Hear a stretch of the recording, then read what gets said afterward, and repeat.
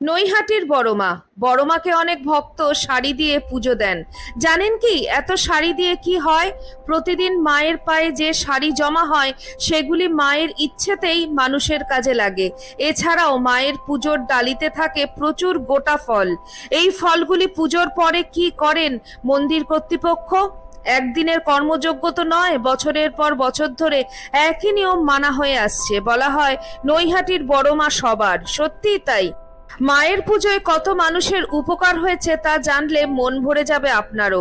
বেনারসি থেকে ঢাকাই জামদানি আরো কত রকমের শাড়ি পুজোয় বড়মাকে অর্পণ করা হয়। রোজই বড়মার শাড়ি পরিবর্তন করা হয় ঠিকই, কিন্তু রোজ যে বিশাল সংখ্যায় শাড়ি প্রতিদিন বড় মায়ের পুজোয় পরে তার তো প্রয়োজন হয় না।